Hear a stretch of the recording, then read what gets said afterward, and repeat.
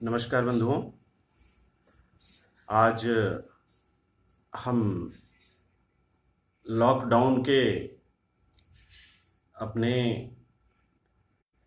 जो ज्ञान यज्ञ के सहभागी हो रहे थे उसके एक बड़े महत्वपूर्ण विषय को लेकर के आज मैं आप सबके समक्ष उपस्थित हुआ हूं। बंधुओं, कई बार ऐसा होता है कि जब हमारे जीवन की आपाधापी चलती रहती है तो हमें समय ही नहीं मिलता कि हम जिस रास्ते पर चल रहे हैं उस रास्ते के बारे में मूल्यांकन कर सकें। इसलिए मैं पहले भी कहता रहा हूं कि यह लॉकडाउन का पीरियड एक प्रकार का वरदान है हमारे लिए। यद्यपि इसके साथ बहुत बड़ी महामारी जुड़ी हुई है, लेकिन फिर भी एक जो लाभ इसका हम ले सकते हैं कि हम अपने रास्ते को पुनर्विचार कर सकें, अपने रास्ते को देख सकें कि हम किस रास्ते पर चल रहे हैं। हमारे देश के एक बड़े प्रसिद्ध गीतकार हुए नीरज जी, उनकी एक बड़ी प्रसिद्ध पंक्तियां हैं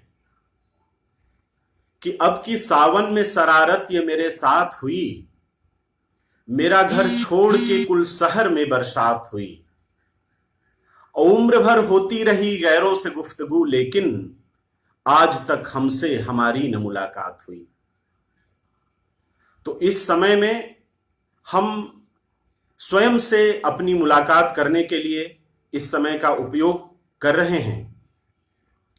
और आ जाइए मानव जीवन के सबसे महत्वपूर्ण पहलू, उसके आर्थिक आयाम पर चर्चा करते हैं। बंधुओं, भारत सनातन राष्ट्र है, वह चिर नवीन भी है और चिर प्राचीन भी है। इतनी प्राचीनता लिए हुए दुनिया का कोई राष्ट्र अभी फिलहाल में हमें दिखाई नहीं देता। तो भारत की इस प्राचीनता या इस सातत्य का जो मर्म है, वह मर्म क्या है, उन श्रृंखलाओं, कई एक श्रृंखलाओं में हम लोग इसकी चर्चा करते रहे हैं, अभी आगे भी करेंगे। लेकिन भारत की आर्थिक प्रणाली क्या थी, जैसा आज का विषय यूथ इन एक्शन द्वारा निर्धारित किया गया था कि भारतीय आर्थिक मॉडल एक मिथक या व्यवहारिक भी है। तो सबसे पहले मैं कहना चाहूंगा कि भारत, जो मैंने प्रारंभ में ही कहा कि एक अति प्राचीन राष्ट्र है, और जैसा हम सब जानते हैं कि कोई भी, चाहे व्यक्ति हो, चाहे समाज हो, चाहे देश हो, चाहे राष्ट्र हो, वह बिना अपनी सुदृढ़ आर्थिक व्यवस्था के आगे नहीं बढ़ सकता है। तो भारत यदि इतने सहस्त्राब्दियों से दुनिया का एक प्रमुख राष्ट्र बना हुआ है, वर्षों तक एक सिरमौर राष्ट्र रहा है, तो निश्चित रूप से भारतवर्ष के पास एक सुदृढ़ आर्थिक प्रणाली रही होगी। लेकिन जैसा काल के प्रवाह में होता है, सूर्य और चंद्र को भी ग्रहण लगते हैं, भारतवर्ष को भी कुछ गुलामी का ग्रहण लगा। और बंधुओं, जो गुलामी का सबसे बड़ा दुष्प्रभाव होता है कि कोई भी गुलामी व्यक्ति के मौलिक चिंतन को समाप्त कर देती है, व्यक्ति के मौलिक सोच को खत्म कर देती है, उसकी मौलिक जो इंफ्रास्ट्रक्चर होता है उसको तहस नहस कर देती है। यदि वह न खत्म किया जा सके, मौलिक सोच को न खत्म किया जा सके, मूलभूत ढांचे को न खत्म किया जा सके, तो दुनिया के किसी भी समाज या राष्ट्र या व्यक्ति को गुलाम बनाया ही नहीं जा सकता। भारत में विगत लगभग 1200 वर्षों से जो हम आक्रमणों का लगातार सिलसिला देख रहे हैं, इन आक्रमणों के कारण भारत की व्यवस्थाएं छिन्न भिन्न हुई हैं। जाहिर सी बात है, भारत की आर्थिक व्यवस्था भी उसमें छिन्न भिन्न हुई। और आज के दिन इसकी चर्चा करने की जो एक महत्वपूर्ण आवश्यकता क्यों बनी, थोड़ी सी बात मैं इस पर करूं। सच कहिए तो आज मुझे लाइव आने में बहुत ही दुख हो रहा था। आज जबकि भारत के लगभग सभी महानगरों से अपना सब कुछ लुटाकर, गंवाकर पलायन करते हुए मजदूरों को मैं देख रहा हूं तो मेरा हृदय कांप रहा है। और यह मेरे साथ ही नहीं हो रहा है बंधु, यह आप सबके साथ हो रहा है। ऐसे ऐसे दृश्य आ रहे हैं कि उनको देखकर लगता है कि हम किस प्रकार के देश में जी रहे हैं। कहीं ट्राली पर एक मां अपने बच्चे को घसीटती हुई ले आ रही है, कहीं एक गर्भवती महिला सड़क के किनारे अपने बच्चे को जन्म देकर के फिर उस हजारों किलोमीटर की लंबी यात्रा पर चल रही है। यह कैसा दृश्य है? यह कैसी व्यवस्था है? जिस व्यवस्था ने 2-2.5 महीने की अपनी एक छोटी सी समस्या को वो बर्दाश्त करने की ताकत नहीं रख रही है। आखिर क्या हुआ कि जिस उज्जवल संसार को रचने की योजना बना करके भारत के गांव गिरांव का मजदूर महानगरों में गया था, और जब हम मजदूर कह रहे हैं तो वह केवल ऐसा नहीं कि केवल शारीरिक श्रम करने वाला मजदूर है, उसमें तमाम सारे ऐसे भी लोग हैं जो बौद्धिक श्रम करने वाले हैं, कुल मिलाकर के श्रमिक। 2-2.5 महीने में सारे सपने उसके चकनाचूर हो गए। व्यवस्था उसको 2 वक्त का भोजन दे पाने में अक्षम हो रही है। तो प्रश्न उठना लाजमी है, हम किस प्रकार की व्यवस्था में जी रहे हैं, कैसी आर्थिक प्रणाली में जी रहे हैं, जो आर्थिक प्रणाली महीने 2 महीने के इस बवंडर को नहीं झेल पा रही है। बंधुओं, इससे पहले कि मैं और विस्तृत रूप से वर्तमान आर्थिक प्रणाली की चर्चा करूं, इसकी विद्रूपताओं की चर्चा करूं, आइए हम पुनः अपने टॉपिक का स्मरण करते हैं कि क्या भारत में कोई ऐसी आर्थिक प्रणाली थी क्या जिसमें इस प्रकार की विद्रूपताएं नहीं थीं, जिसमें ऐसे कोई आकस्मिक कठिनाइयां आ जाने के समाधान थे? तो मैं पुनः कहता हूं कि निश्चित रूप से भारत में एक आर्थिक प्रणाली थी।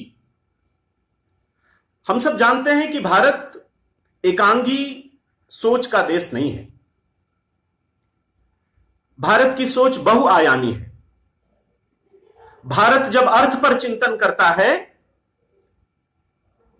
तो उससे पहले वह धर्म पर चिंतन करता है, उसके बाद अर्थ के उपयोग अर्थात काम पर चिंतन करता है, और तत्पश्चात मनुष्य का जो सर्वकालिक लक्ष्य है मोक्ष, उस पर भी चिंतन करता है। अर्थात भारत का आर्थिक चिंतन एक तार में गुथा हुआ है, जहां पहले धर्म है, फिर अर्थ है, फिर काम है, फिर मोक्ष है। अर्थात अर्थ की प्राप्ति करनी है तो वह धर्म पूर्वक करनी होगी। अर्थ की प्राप्ति किसके लिए है? तो सिर्फ संग्रह के लिए नहीं, कामनाओं की प्राप्ति के लिए अर्थ की प्राप्ति है। और अंत में धर्म पूर्वक कमाया हुआ अर्थ मनुष्य की कामनाओं को पूर्ण करता हुआ उसको मोक्ष के रास्ते पर ले चले, ऐसी हमारी आर्थिक प्रणाली थी, जिसको हम पुरुषार्थ चतुष्टय कहते थे। अर्थात सभी मनुष्यों का यह पुरुषार्थ है कि वह इन चारों क्षमताओं को अर्जित करें, जिसमें अर्थ भी एक प्रमुख है। अब हम यदि वैदिक काल की बात करें तो अर्थ के स्रोत क्या थे? और मैं तो कहूंगा कि उस वैदिक काल से लेकर के यह जो औद्योगिक क्रांति जिसे हम कहते हैं, तकनीकी की जो प्रगति हुई उस तक का हम कहते हैं, वहां तक आप आ जाएं तो आप देखेंगे कि जो आर्थिक स्रोत हैं, जो अर्थ के स्रोत हैं, जो उत्पादन के तरीके हैं, वो लगभग लगभग एक जैसे हैं। अर्थात श्रम अधिक महत्वपूर्ण है, पूंजी उसकी तुलना में उतनी महत्वपूर्ण नहीं है। कुछ बंधुओं का कमेंट आ रहा है कि ये व्याख्यान नहीं आ पा रहा है, तो जो मुझे सुन रहे हो कृपया बताएं व्याख्यान आ रहा है कि नहीं। यदि ना आ रहा हो तो एक बार उसको टेक्निकली देखा जाए। जो बंधु सुन रहे हैं व्याख्यान आ रहा है तो कृपया उसको कमेंट में लिख दें। तो मैं चर्चा कर रहा था कि औद्योगिक क्रांति से पूर्व तक का जो पूरा समय है वह श्रम की महत्ता का समय है। अर्थात व्यक्ति अपने कुशलता के माध्यम से, कारीगरी के माध्यम से, अपने हुनर के माध्यम से उत्पादन करता था। उस उत्पादन का वह स्वयं मालिक होता था और उसको अपनी आवश्यकता भर उपभोग करके बाकी बाजार में विपणन करता था। यह एक स्वाभाविक प्रणाली थी। उसके अनुसार यदि हम देखें तो भारत की जो एक जिस व्यवस्था पे बड़ी चर्चा रहती है, जिसको लेकर के बड़ा एक हैवॉक पूरी दुनिया में खड़ा किया हुआ है भारतीय परंपरा को लेकर के, कि भारत में जाति व्यवस्था है। तो भारत की यह जो जातियां हैं, भारत की जो जाति व्यवस्था है, उसको हम कह सकते हैं कि भारत की प्रत्येक जाति का एक जो व्यक्ति है उसको आज के समय के अनुसार आप एक फर्म माने, आज की अर्थशास्त्र की परिभाषा में, और जो जातियां हैं उनको उद्योग माने, क्योंकि एक प्रकार के फर्मों के ग्रुप को ही हम इंडस्ट्री कहते हैं। तो आज की भाषा में यदि हम कहें, अर्थशास्त्र की भाषा में, तो प्रत्येक व्यक्ति जो अपने अपने उत्पादन के कार्य कर रहा था वह एक उद्योग का मालिक था। अर्थात आज की भाषा में वह उद्योगपति था। अंग्रेजों को यह बात भली भांति पता थी कि जिसका उत्पादन के साधन पर, उत्पादन पर अधिकार रहेगा, उस समाज को, उस व्यक्ति को कभी भी आप पद दलित नहीं कर पाएंगे। तो अपने उत्पादनों को भारत में बेचने के लिए जो सबसे पहली रणनीति बनाई गई कि भारत के लोग किस प्रकार से अपने अपने उत्पादन को छोड़ दें, उसके लिए न सिर्फ आर्थिक प्रयास हुए, न सिर्फ लीगल अर्थात कानूनी प्रयास हुए, बल्कि सामाजिक प्रयास सबसे बड़े हुए। अब उन सामाजिक प्रयासों में कुछ एक की झलक मैं आपको दिखाना चाहूंगा। हम सब जानते हैं कि जो चमड़े का उत्पादन कर रहा है उसका प्राचीन काल में जो नाम था, यदि आज की तारीख में किसी व्यक्ति को आप उस नाम से संबोधित कर दें तो आपको SC/ST एक्ट के अंतर्गत जेल जाना पड़ सकता है। अर्थात उस उत्पादक का जो मोरल था उसको इतना नीचे कर दिया गया कि वह व्यक्ति अपने उस कार्य को छोड़ ही दे। और सिर्फ एक उसी व्यक्ति की बात मैं नहीं कर रहा हूं, अन्य ने किसी एक काम को ले लें। आप देखेंगे कि जो बढ़ई है हमारा, लकड़ी के काम करता था, आज कोई व्यक्ति जिसकी अपनी आरा मशीन है, जो लकड़ी के एक बड़ा है, फर्नीचर बनाता है, उसकी समाज में एक बड़ी हैसियत है। लेकिन प्राचीन शब्दावली में उसको हम बढ़ई कहते थे।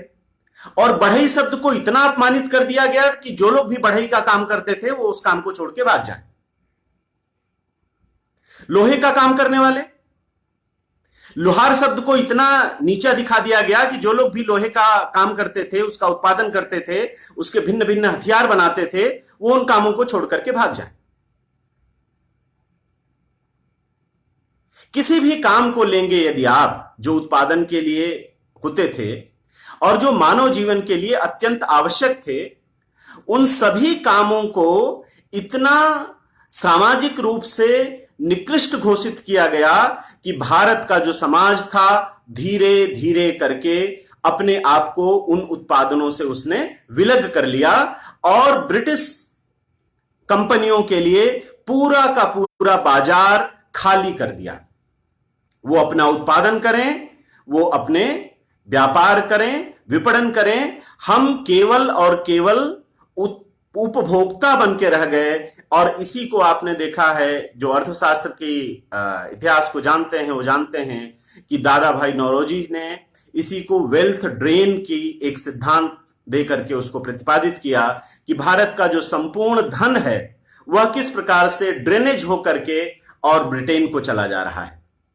क्योंकि जब हम कुछ उत्पादन ही नहीं करेंगे तो स्वाभाविक सी बात है कि हम जिनका उत्पादन उपभोग करेंगे उनको उसका धन देंगे, मूल्य देंगे और वह देश धनी होते जाएंगे।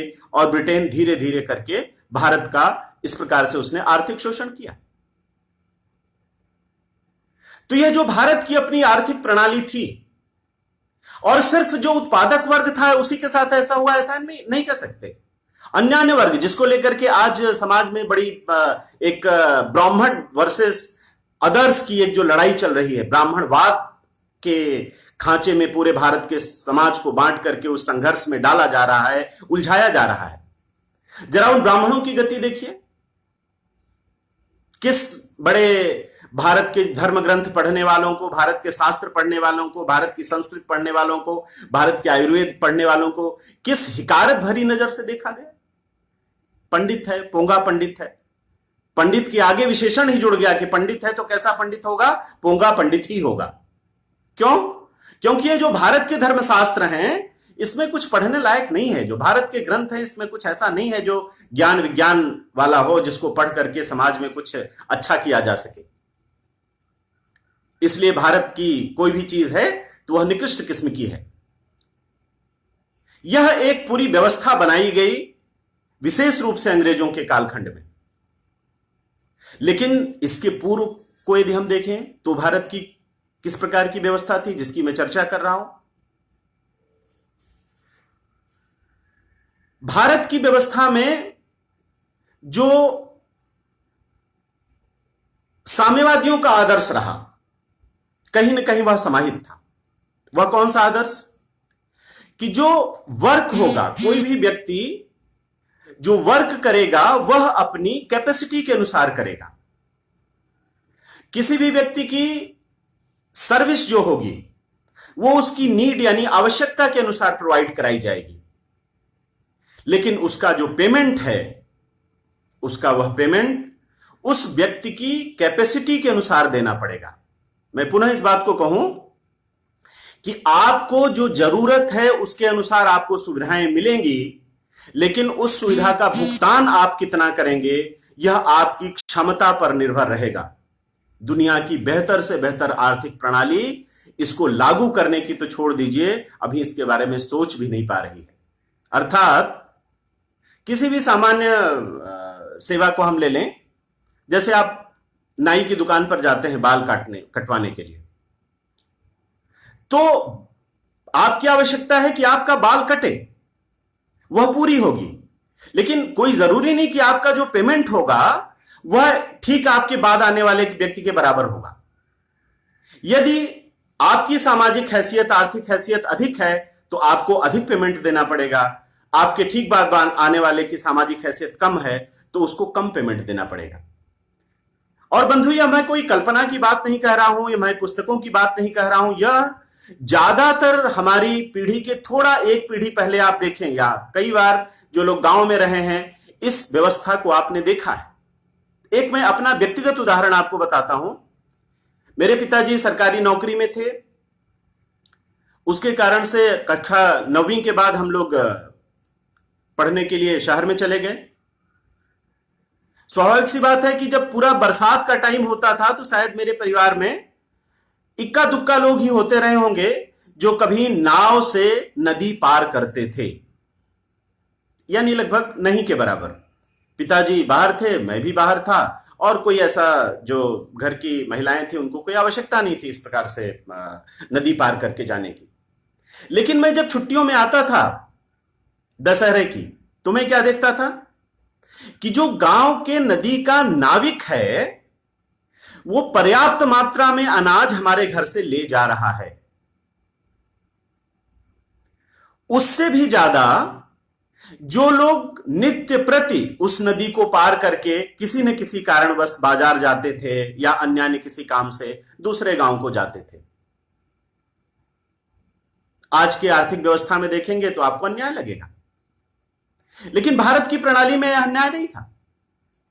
मैंने पहले ही कहा कि नाव है नदी पर, नाव की सुविधा सबको मिलेगी, जिसको जितनी बार आवश्यकता है उतनी बार मिलेगी, लेकिन उसका जो भुगतान करना होगा वह उस व्यक्ति के आर्थिक हैसियत के अनुसार करना पड़ेगा। और यह सिर्फ नाविक के साथ था ऐसा नहीं है। आप पता करिए अपने घर के बुजुर्गों से, इसी प्रकार का पेमेंट आप अपने बढ़ई को भी देते थे, इसी प्रकार का पेमेंट आपका कुम्हार भी लेता था, इसी प्रकार का पेमेंट आपका लोहार भी लेता था, इसी प्रकार का पेमेंट अन्यान्य जो कार्य करने वाले लोग थे वो लोग भी लेते थे। एक ब्राह्मण है, पंडित जी हैं, शादी के जो मंत्र हैं वह तो एक सामान्य परिवार के लिए भी वही बोलेंगे, और जो विशिष्ट हैं, जो आर्थिक रूप से सक्षम है, उनके परिवार में भी लगभग वही हो गया। थोड़ा बहुत मान लीजिए ज्यादा समय दे देंगे, 10-5 मिनट, इससे ज्यादा कुछ नहीं होगा। लेकिन उसका जो भुगतान उनका होगा दक्षिणा के रूप में।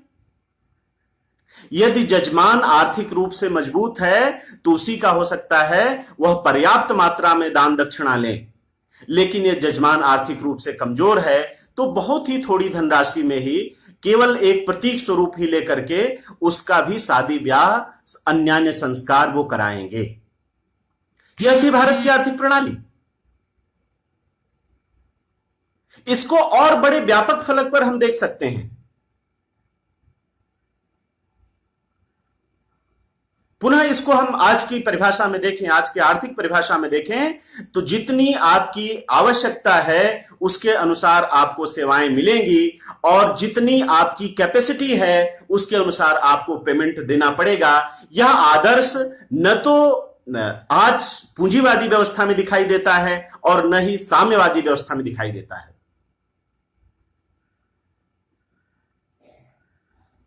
एक अन्य उदाहरण के साथ और हम आगे बढ़ते हैं। आज हम देखते हैं कि जो सक्षम लोग हैं, बौद्धिक रूप से सक्षम लोग हैं, घूम फिर करके लगभग सारा का सारा जो अर्थ है वह उन्हीं के पास चला जाता है, क्योंकि वह ज्यादा दिमाग चला सकते हैं, ज्यादा योजनाएं बना सकते हैं, ज्यादा बेहतर तरीके से अपने प्लानिंग को क्रियान्वित कर सकते हैं। तो अन्यान्य लोग गरीब होते चले जाते हैं, और जो तीक्ष्ण बुद्धि के लोग हैं वह अधिकाधिक धन संग्रह करते चले जाते हैं। भारतीय आर्थिक प्रणाली ने इसका क्या निदान निकाला? आज संपूर्ण विश्व इस पर समस्या से परेशान है। भारत में आप देखें तो एक बारगी जन्मना जाति व्यवस्था का जो कॉन्सेप्ट हमारे मन में भरा हुआ है उसको थोड़ा हटा करके सोचिए। जब वर्ण का निर्धारण होता था और बाद में भी जब जन्म के आधार पर ही वर्ण बता दिए जाने लगे, दोनों ही कालखंडों में आप देखें तो जो सर्वाधिक बुद्धिमान व्यक्ति था, जो जिसको काम ही था बुद्धि का, उसको कहा गया कि आपको आर्थिक संग्रह से दूर रहना है, अपरिग्रह आपका आदर्श है। सामान्य भाषा में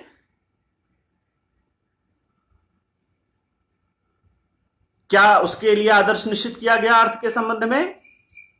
कि बाभन के धन केवल भिक्षा। अर्थात आप बड़े बुद्धिमान व्यक्ति हैं, तीक्ष्ण बुद्धि वाले हैं, शास्त्रों को समझ सकते हैं, वेदों का अध्ययन कर सकते हैं, कठिन से कठिन पाणिनि के संस्कृत को आप पढ़ सकते हैं, पढ़ा सकते हैं, लेकिन आपका जो अर्थ का साधन होगा वह संग्रह नहीं करेंगे आप। जो भी समाज से मिलेगा उसी में आपको गुजारा करना है। अर्थात एक सबसे बड़े वर्ग को क्या किया उसने, जो व्यक्ति जिसकी सर्वाधिक संभावना थी कि वह अर्थ को संकेंद्रित करके अपने पास उसका संपूर्ण संग्रह कर सकता है, उसके लिए कहा गया कि आपको इस पुरुषार्थ से दूर ही रहना है। ब्रह्म के ही चिंतन में आप लगे रहिए, समाज के परोपकार में लगे रहिए, पठन पाठन में लगे रहिए, यज्ञ हवन में लगे रहिए, लेकिन यह जो अर्थ संग्रह का काम है, कृपया इससे आप विरत हो जाइए। और आप जानते हैं बंधुओं कि भारतवर्ष में विगत 100 वर्ष पूर्व यदि हम देखें, जब से अंग्रेज भारत में आए उसके बाद थोड़ी स्थिति बदली, नहीं तो उसके पहले चाहे वर्ण का निर्धारण वैदिक व्यवस्था में हम देखें तो गुण कर्म के आधार पर होता था, या बाद में जन्म के भी आधार पर होने लगा, तो भी जो ब्राह्मण वर्ग था लगभग लगभग धन संग्रह की स्थिति उसकी कम से कम थी या नहीं थी। अर्थात समाज में अर्थ को कितना स्थान मिलना चाहिए, कितना उसकी दूरी होनी चाहिए, इसका बड़ा नीर छीर विवेक का पालन किया जाता था। पूंजीवादी व्यवस्था में जहां संपूर्ण स्वतंत्रता हो गई चारों तरफ, कोई कितना भी धन संग्रह इकट्ठा करे, वहां भी ऐसी स्थिति नहीं दिखाई देती। समाजवादी व्यवस्था में, साम्यवादी व्यवस्था जिसे हम कहते हैं, वही संपूर्ण संपत्ति का मालिक हो जाता था, वहां भी ऐसी व्यवस्था दिखाई नहीं देती है। तो इन दो उदाहरणों से हम समझ सकते हैं कि किस प्रकार से भारत ने अपने आर्थिक क्रियाकलापों के लिए एक अनुशासन का निर्माण किया था। उपनिषदों का एक बड़ा प्रसिद्ध वाक्य है, तेन त्यक्तेन भुंजीथाम, अर्थात त्याग पूर्वक उपभोग करो। यह आज के उपभोक्तावादी समाज के लिए, खासकर जिस काल में हम सब बैठे हुए हैं, इस कोरोना नामक महामारी के संकट के समय, हम सबके लिए एक सूत्रवाक्य हो सकता है। आज हमारे पर्यावरण की जो स्थिति बनी हुई है, आज एक दूसरे को लूट खसोट करके किसी भी प्रकार से धन संग्रह करने की जो स्थिति बनी हुई है, उस स्थिति से यदि कोई सिद्धांत हमें बचा सकता है तो वह यही सिद्धांत है, तेन त्यक्तेन भुंजीथाम। उपभोग करो लेकिन त्याग पूर्वक उपभोग करो। खनिजों का दोहन करो लेकिन जितनी आवश्यकता है उतना ही करो। नदियों से जल लो लेकिन नदियां सूख जाएं, इस प्रकार से उनका जल मत ग्रहण करो। भूमि से जल लो लेकिन भूमि की जो जल की सतह है वो बिल्कुल ही खत्म हो जाए, बिल्कुल समाप्त हो जाए, इतनी नीचे चली जाए कि वह पानी पीने योग्य न रहे। इस प्रकार की चीजों से परहेज करो। एक सिद्धांत है, मैं पुनः यह बात कहता हूं कि भारतवर्ष की यदि हम जो प्रणाली है, जिसको हम भारतवर्ष के आर्थिक मॉडल की बात करें, तो जैसा मैंने प्रारंभ में ही कहा कि औद्योगिक क्रांति होने के बाद श्रम और पूंजी के अनुपात में पूंजी का महत्व तो बहुत अधिक बढ़ गया है, इसमें कोई दो राय नहीं है। इसलिए जो भारत के आर्थिक मॉडल थे वह निश्चित रूप से एग्जिस्ट करते थे। लंबे समय तक उन्होंने भारत को आर्थिक रूप से सशक्त बना करके रखा। लेकिन आज उन्हीं सिद्धांतों के आलोक में हमको नए प्रकार के मॉडल डेवलप करने होंगे जो युगानुकूल हों। और यह जो भारत की मेधा शक्ति है, भारत की जो मनीषा है, यह उसके ऊपर एक दायित्व है। उद्देश्य वही रहने चाहिए, उद्देश्य वही पुरुषार्थ चतुष्टय का रहना चाहिए, जहां सभी साधे जा रहे हों, धर्म अर्थ काम मोक्ष। उद्देश्य वही मानव के कल्याण का होना चाहिए, उद्देश्य पर्यावरण के संरक्षण का होना चाहिए। लेकिन आज के इस युग में मॉडल का जो रूप है वह थोड़ा बदला हुआ जरूर नजर आएगा। जो लोग आज के औद्योगिक व्यवस्थाओं को जान रहे हैं, समझ रहे हैं, वह जानते हैं कि आज जो उद्योग है वह अपने चौथे चरण में पहुंच चुका है। बंधुओं, पहला चरण वो कहा जाता है जब भाप के इंजन शुरू हुए 16वीं शताब्दी के बाद। दूसरा चरण है 1870 के बाद जब बिजली का आविष्कार हो गया, विद्युत से चलने लगे। तीसरा चरण जब कंप्यूटर आ गया, लगभग 1970 के बाद का जो कालखंड रहा और वर्तमान से कुछ पहले तक।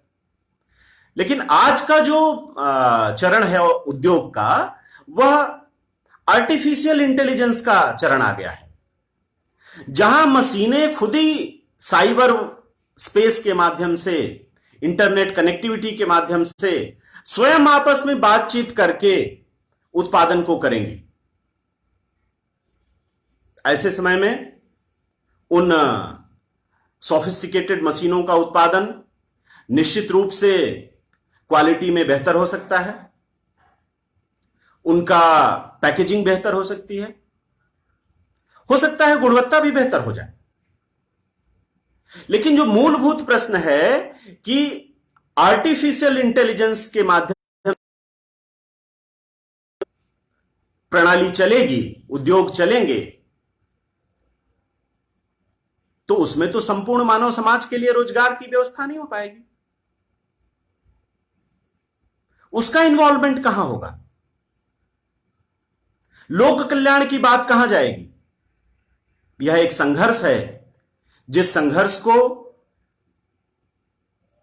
वर्तमान जो युवा शक्ति है उसको इसका समाधान सुझाना पड़ेगा। कुछ एक बातें जो भारतीय आर्थिक प्रणाली को ध्यान में रख करके मेरे मन मस्तिष्क में आ रही हैं, उनकी मैं आपसे चर्चा करता हूं कि भारत ने प्राचीन काल से ही कुछ वस्तुओं और सेवाओं के व्यापार एवं विपणन पे पूर्ण प्रतिबंध लगा रखा था। जैसे शिक्षा का व्यापार नहीं होगा, यह भारत का आर्थिक मॉडल भी था और यह भारत के आर्थिक प्रणाली का सिद्धांत भी था। यहां ऋषि संदीपनी के आश्रम में महाराज वासुदेव के पुत्र कृष्ण और गरीब ब्राह्मण के पुत्र सुदामा एक साथ शिक्षा ग्रहण करते थे, और एक प्रकार की, अर्थात शिक्षा का हम व्यापार नहीं करेंगे। शिक्षा को उसके परिवार के आर्थिक आधार या सामाजिक आधार या राजनीतिक आधार के कारण से हम डिस्क्रिमिनेट नहीं करेंगे। यह बहुत ही दृढ़तापूर्वक भारत में यह नियम वर्षों तक चलते रहे, या मैं कहूं शताब्दियों तक चलते रहे। और आज के इस, यदि हम भारतीय आर्थिक प्रणाली की बात करें, इकोनॉमिक मॉडल की बात करें, तो इसको हमें अक्षरशः पालन करना पड़ेगा। नहीं तो भारत की जो प्रतिभा है, भारत की जो मेधा शक्ति है, वह कहीं ना कहीं दब करके रह जाएगी। और आज जो दुनिया में हमारे पिछड़ेपन का एक बड़ा कारण है, वह कारण यह भी है कि हमारी प्रतिभा, हमारी क्षमता, जो मानवीय क्षमता है, वह इसी आर्थिक कारणों से, इसी शैक्षिक विभेद के कारण से बाहर नहीं निकल पा रही है। और परिणाम यह हो रहा है कि हम मौलिक शोध करने में पीछे रह जा रहे हैं, हम मौलिक प्रणाली बनाने में पीछे रह जा रहे हैं, हम मौलिक चिंतन करने में पीछे रह जा रहे हैं। तो इसको ध्यान में रखते हुए दूसरी कुछ एक चीजें क्या हो सकती हैं? भारत में पानी का व्यापार नहीं होगा। जल एक ऐसी चीज है जो सभी को सर्वसुलभ होनी चाहिए। आज जब हम स्थिति देखते हैं, आप किसी सामान्य सी दुकान पे जाइए, तो आपने यदि 2 समोसा लिया तो हो सकता है वो 8 रुपए में ही आपको मिल जाए, 5 रुपए में ही आपको मिल जाए, लेकिन उसके बाद जो आपको पानी पीना पड़ेगा उसके लिए आपको 20 रुपए खर्च करने पड़ेंगे। यह भारत की आर्थिक प्रणाली नहीं है। इससे जितने जल्दी से जल्दी कानूनी रूप से प्रतिबंध लगा करके, या समाज इसमें प्रतिबंध लगा दे, किसी भी प्रकार से हम छूट सकें, वह भारत के ही हित में न सिर्फ होगा बल्कि संपूर्ण मानवता के हित में होगा। हम किस समाज में आ गए हैं जहां हमें पानी बेचना पड़ रहा है? किस प्रकार का व्यापार हम कर रहे हैं?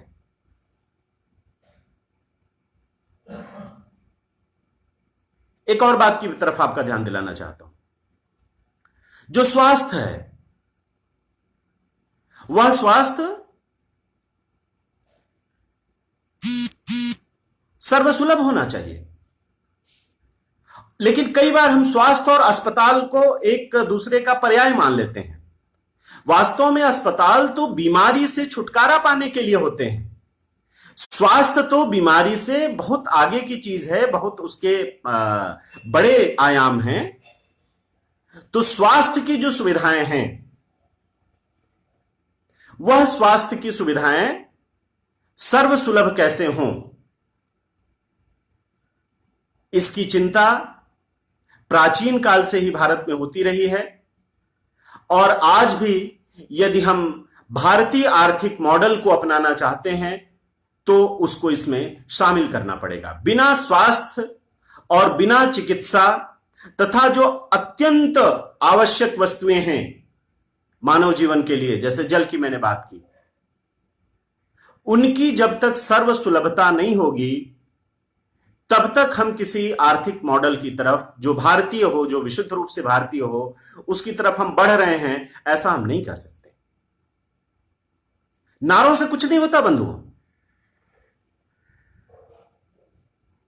यदि नारों से या जयकारों से होता रहता तब तो रावण को हमें महात्मा मानना पड़ता, क्योंकि वह तो भगवान शंकर का बड़ा परम भक्त था। शिव तांडव स्तोत्र की रचना उसने की हुई है। आज भी तमाम सारे लोग प्रातःकाल भगवान शंकर के स्मरण के लिए उसी स्तोत्र का पाठ करते हैं। तो बात रावण क्या करता रहा, इस पर समाज नहीं गया भारत का। रावण ने कृत्य क्या किए, इस पर भारत का समाज गया। और रावण पहले भी खलनायक था, सदियों शताब्दियों तक वो खलनायक ही बना रहेगा। तो आज भी जो नीति नियंता हैं, हमें सिर्फ उनकी कही हुई बातों से संतोष कर लेना, यह शायद मूर्खतापूर्ण कार्य होगा। उन बातों के लिए, उन सिद्धांतों के लिए वह कितना नीति बना रहे हैं, किस प्रकार से उसको लागू करवाने के लिए प्रयत्न कर रहे हैं, यह ज्यादा महत्वपूर्ण चीज है। और इसी पर उनका मूल्यांकन होगा। इतिहास बहुत ही निर्मम होता है।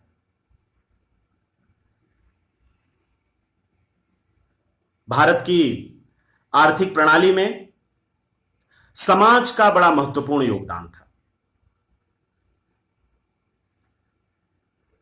यह चाहे शिक्षा के कार्य चलते हों, चाहे चिकित्सा के कार्य चलते हों, चाहे जो मैंने जल की बात की, भारत में गर्मियों के समय में लगभग प्रत्येक परिवार अपने घर में किसी न किसी, सिर्फ मनुष्य ही नहीं बल्कि प्राणी मात्र के पानी की व्यवस्था करता था। आज भी हमारे यहां परंपरा है, चली आ रही है, कि हम चिड़ियों के पानी की व्यवस्था करते हैं, पशुओं के पानी की व्यवस्था करते हैं। और कोई राहगीर यदि प्यासा हमारे दरवाजे से जा रहा है तो उसको तो पानी पिला करके हमें धन्य मानना चाहिए। यह हमारी परंपरा है, प्रणाली है।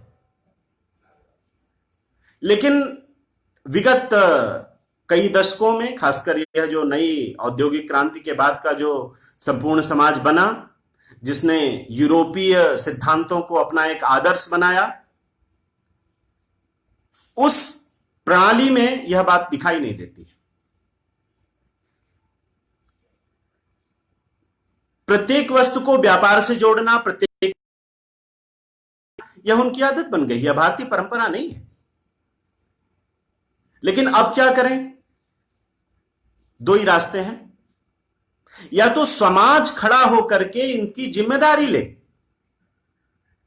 और जब तक जिम्मेदारी समाज नहीं लेता तब तक राज्य को इसकी जिम्मेदारी लेनी पड़ेगी। यह भारतीय मॉडल है। कोई उसको साम्यवाद और समाजवाद से जोड़ करके देखने की जरूरत नहीं है। आज का लोकतांत्रिक जो राज्य प्रणाली है वह समाज का ही एक प्रतिबिंब है। तो समाज यदि इंडिविजुअल रूप से अपना समूह बना करके वह जिम्मेदारी नहीं निभा पा रहा है कि अपने लोगों की शिक्षा की व्यवस्था कर सके, अपने लोगों की चिकित्सा की व्यवस्था कर सके, अन्य आवश्यकताओं की व्यवस्था कर सके, तो राज्य को आज इसकी जिम्मेदारी निभानी पड़ेगी।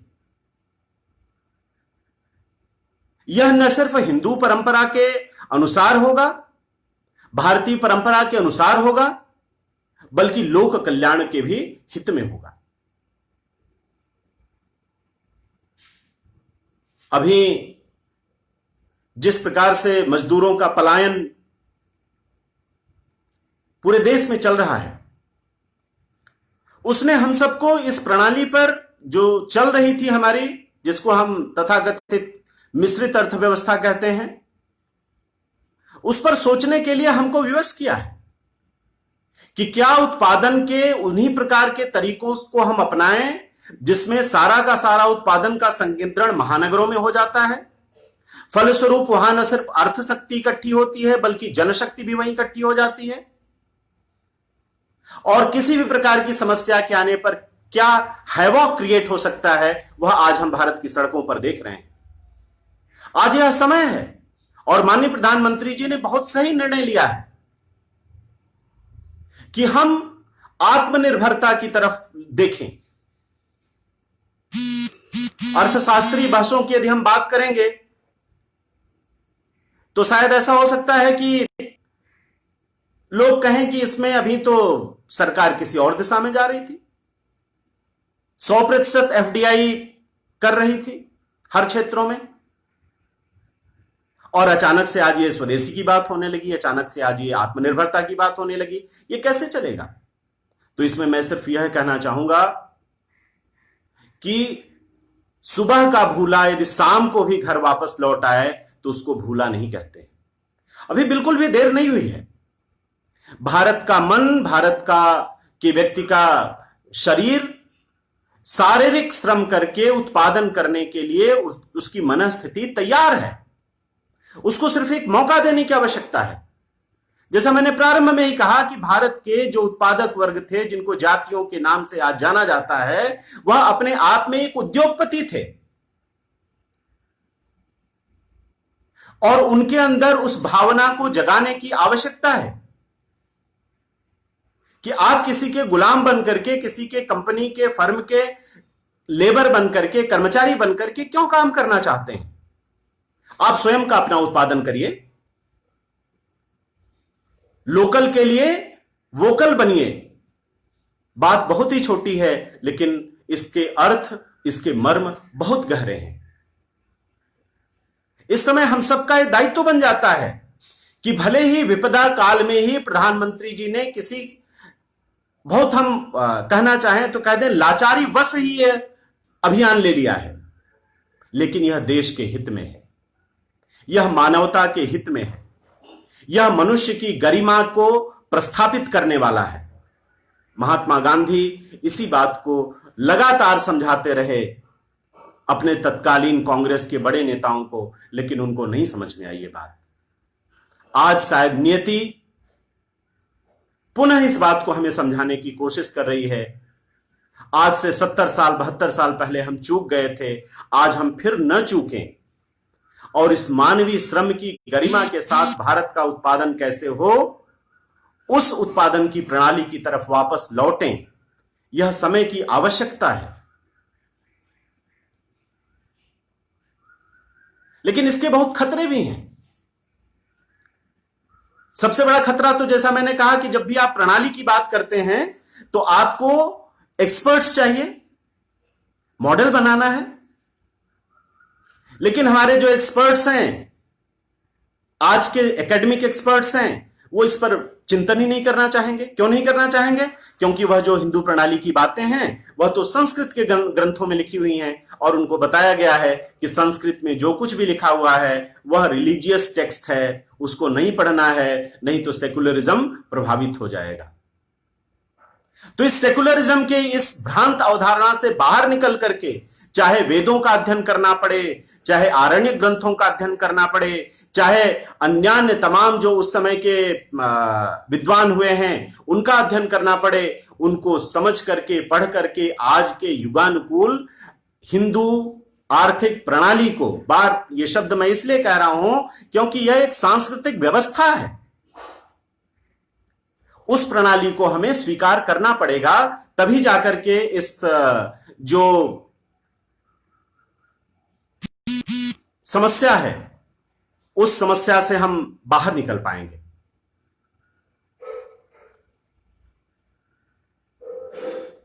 तो बंधुओं, जो बात मैं कहना चाह रहा था आपसे कि हिंदू आर्थिक प्रणाली कोई मिथक नहीं है, भारतीय आर्थिक मॉडल कोई मिथक नहीं है, बल्कि बहुत लंबे कालखंड तक भारत में यह एग्जिस्ट करता रहा और आज भी दुनिया को यदि कहीं कोई रास्ता है तो वह यही रास्ता है। इसी से वसुधैव कुटुंबकम निकलेगा, इसी से माता भूमि पुत्रो अहम पृथिव्याः का जो कॉन्सेप्ट है हमारा, वह सफल होगा। इसी से मानव की गरिमा पुनः स्थापित होगी। इस गरिमा को स्थापित करने के लिए हम भारतीय आर्थिक प्रणाली के सिद्धांतों को ग्रहण करते हुए, उसके इकोनॉमिक मॉडल को समझते हुए, पढ़ते हुए, उसकी सत्यता पर विश्वास करते हुए, सबसे बड़ी बात, आज के इस संकट की घड़ी में पूरी दुनिया के सामने एक नई आर्थिक व्यवस्था दें जो मुनाफाखोर पूंजीवाद से हमें मुक्त कराए, जो अत्यंत कठोर राज्य केंद्रित समाजवादी व्यवस्था से भी हमें राहत दे।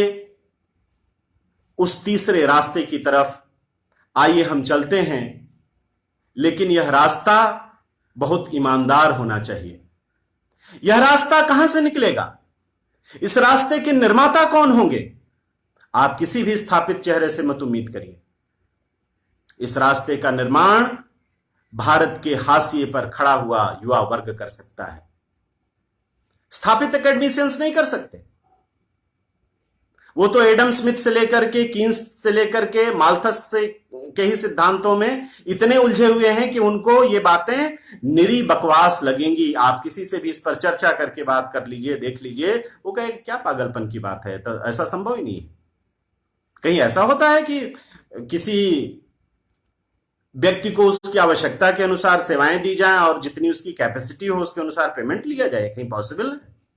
नहीं मानेंगे वो, क्योंकि उनके लिए तो वाणी से भले कह दे, सरकार कह रही है, प्रधानमंत्री जी कह रहे हैं, तो थोड़ा सा वो भी उसमें हाँ में हाँ मिला सकते हैं, लेकिन उनसे किसी आप ठोस हस्तक्षेप की उम्मीद मत करिए।